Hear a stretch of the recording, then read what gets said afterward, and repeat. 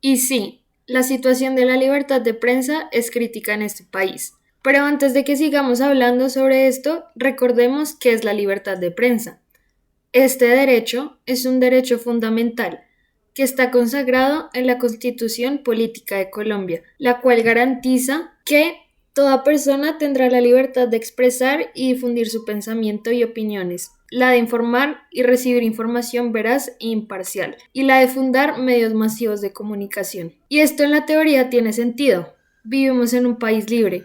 Nuestra Constitución garantiza que a todas las formas y grados de control previo sobre la libertad de expresión, información, prensa y los demás tipos de comunicación y todas las maneras y grados de interferencias, obstáculos o restricciones orientadas a limitar la circulación de ideas, informaciones y opiniones estén prohibidos. Sin embargo, la situación de la libertad de prensa actualmente se ve más fea que un carro por debajo, como dirían por ahí.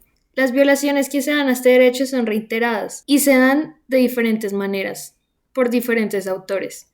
De eso hablaremos más adelante en este video.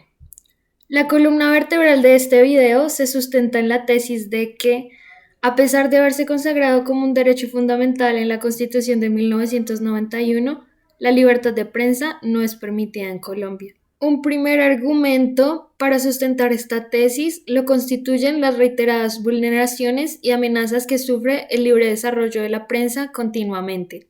Según la clasificación de Reporteros Sin Fronteras, que lista la libertad de prensa en el mundo, Colombia se encuentra en el puesto 130, entre 180 países, y hace parte de la categoría Situación Difícil. Además, según la Fundación para la Libertad de Prensa, en el 2020 se produjeron 125 violaciones a la libertad de expresión con 172 víctimas. De la misma manera, en los territorios rurales se presentan con frecuencia secuestros y asesinatos, como el modus operandi más frecuente para impartir miedo. Lo presentado anteriormente contribuye a argumentar mediante cifras la arriesgada situación del periodismo en Colombia actualmente.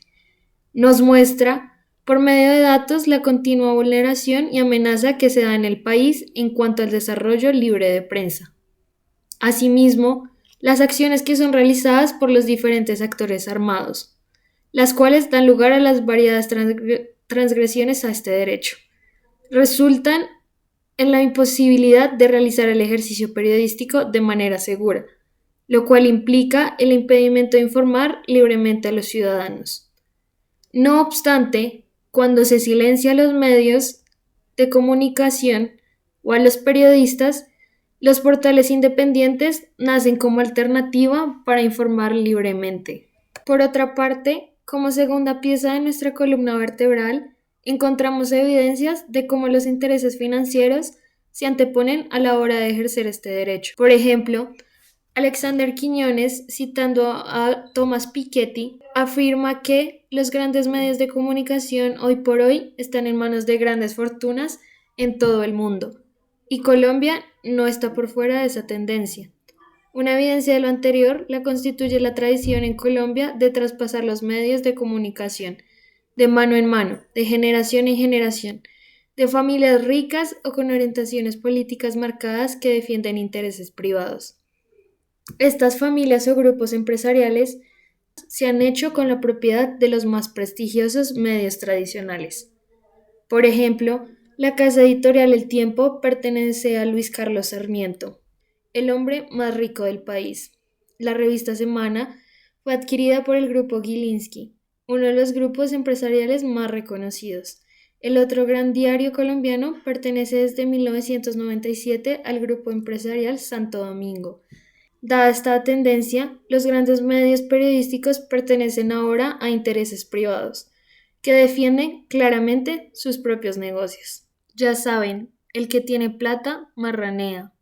Desde otra perspectiva, los medios de comunicación tradicionales manejan la información como si fuera una moneda de cambio con el gobierno de turno.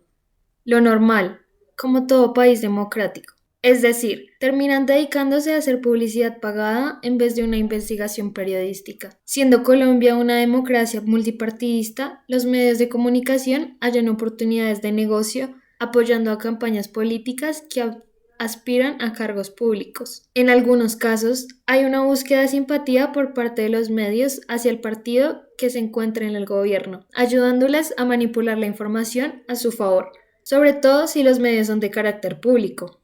Esto para que les brinden cobertura o tratamiento favorables. Las formas de manipulación pueden darse mediante el diseño de los programas, los reportes o las noticias, como los de entretenimiento. Una que otra entrevista al presidente en las noticias no le duele a nadie. De la misma manera, muchas de las campañas políticas son a la vez financiadas por los empresarios dueños de los medios de comunicación, convirtiendo el tema en un círculo vicioso, en el que financia, promociona a la vez e informa de acuerdo a su conveniencia. Sin embargo, y manteniendo la afirmación de que no hay suficiente libertad de prensa en Colombia, es importante resaltar que no todos los medios de comunicación son tradicionales. Así que esta generalización de manejar la información como si fuera una moneda de cambio no aplica para el periodismo libre en Colombia como conjunto.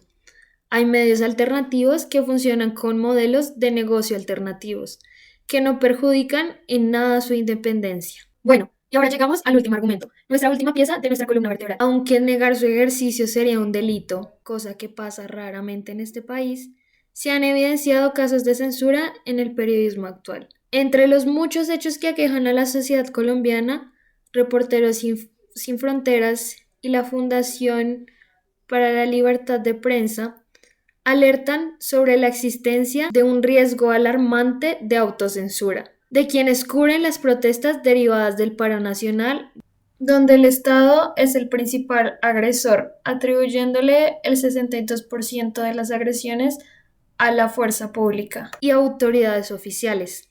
Según el Centro de Información sobre Empresas y Derechos Humanos, Clement Boulay, relator especial de la ONU, se pronunció sobre los bloqueos a Internet que se presentaron en la ciudad de Cali durante el paro nacional. Los bloqueos a Internet representan censuras para no mostrar la realidad que se estaba viviendo. Ahora bien, las protestas son el hecho más reciente que podemos mencionar para referirnos a la censura en Colombia. Los periodistas que cubren aquellos acontecimientos arriesgan su vida, pues informar sobre las manifestaciones sociales representa un riesgo inminente, debido al preocupante aumento de las cifras de violencia por parte de las fuerzas públicas colombianas hacia aquellos que ejercen el derecho de difundir información libremente. Además, es preciso añadir que el Estado no se ha pronunciado en cuanto a estas agresiones. Ha fallado en proteger a los periodistas para que puedan realizar su trabajo libremente, contribuyendo así a la autocensura, pues los ataques a la prensa son realizados con un propósito. Todos sabemos cuál, el de intimidar y generar miedo. Como una reflexión final, nos preguntamos, ¿son los últimos gobernantes los culpables de esta escalada de prohibición y censura a la libertad de prensa? Quizá estos gobiernos sean un actor más en esta situación. Sin embargo, aunque evidentemente es imposible negar que esta censura al ejercicio de la prensa libre es un delito, incluso de corte constitucional, las evidencias datan de muchos años atrás y siguen aumentando, lo que nos dice que es un hecho más grande de lo que podemos imaginar.